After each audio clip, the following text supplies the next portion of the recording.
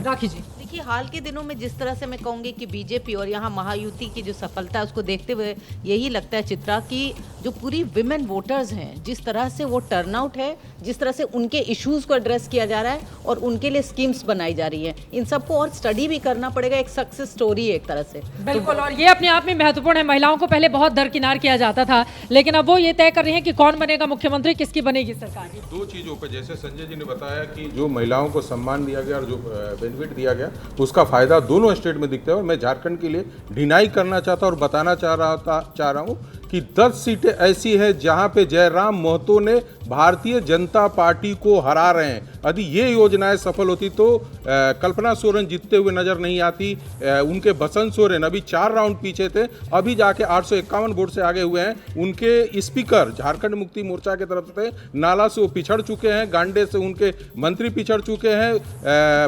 सरजू राय से उनके मंत्री हार चुके हैं। तो 5-5, 6-6 मंत्री उनके हारते हुए दिख रहे थे। और ये चीजें महाराष्ट्र में आपको नजर नहीं आ रही है। महाराष्ट्र में जब हवा चलती है और जब योजनाओं का फायदा होता है तो एक तरफा चलता है और एक तरफा दोनों ही राज्यों में, एक तरफ बीजेपी प्लस के लिए, दूसरी तरफ कांग्रेस प्लस झारखंड मुक्ति मोर्चा को थोड़ा ज्यादा तवज्जो देनी होगी। उनकी ही सरकार है और सबसे ज्यादा सीटें भी झारखंड मुक्ति मोर्चा की। विशाल जी, तो मतलब एक जगह आपके लिए बल्ले बल्ले, दूसरी जगह से मायूसी।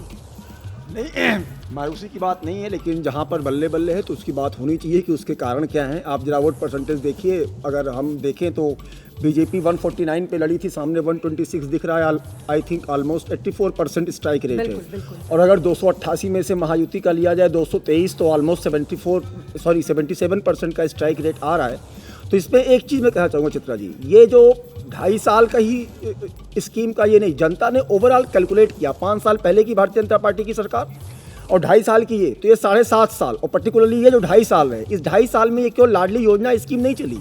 यहाँ पर अगर हम देखें कांग्रेस प्लस को पूरा जोड़ दिया जाए, शिवसेना शिंदे गुट मतलब टक्कर देता हुआ प्लस में भी दिखाई दे रहा है। बीजेपी के आसपास तो है ही नहीं है। अरे आप ये देखिए कि जितने इंडिपेंडेंट जीत रहे हैं, मतलब आगे है 20, उससे कम कांग्रेस है 19। आप सामने देखिए, मतलब इंडिपेंडेंट से भी कम के स्टेक पे रेट जो है चीजें चल रही है। तो ऐसा कांग्रेस पार्टी 19 पर, शिवसेना उद्धव 18 पर और यहाँ पर एनसीपी जो शरद पवार है वो 15 पर। लेकिन यहाँ पर आप देखेंगे शिंदे जी की तो बिल्कुल 11 अदर्स 11 हैं। अदर्स, अच्छा। तो मतलब ये देखिए ना कि अल्टीमेटली जो जनता है ना, ये बता रहा है कि कोई लाडली स्कीम की बात नहीं है। जो प्रतिबद्धता से काम किया गया 2.5 साल, उसने लोग यही कहेंगे ना, ध्रुवीकरण करते हैं आप लोग और जीत हासिल करते हैं। तो चित्रा जी आप बताइए, जो है जाति जनगणना हाथ में लेके संविधान जो है दिखाना, ये समाजवादी पार्टी के प्रवक्ता बैठे हैं, पूरे लोकसभा में झूठ बोल डाला, आरक्षण ले लेंगे, बदल देंगे। मैं इनसे पूछना चाहता हूँ, बताओ भैया किसका आरक्षण जा रहा था?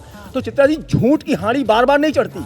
लोकसभा के चुनाव में, मैं उत्तर प्रदेश का रहने वाला हूँ। आप माइक नहीं है अभी, माइक मेरे ही पास है। अरे एक काम, ये हमेशा जो माइक है ना वो कैप्चर कर लेते हैं, इसलिए आज हमने दिया ही नहीं है। ये हमेशा ये और इनके साथी कांग्रेस क्यों नहीं सीट दे दिया?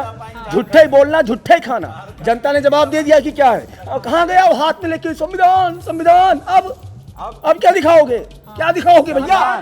क्या दिखाओगे?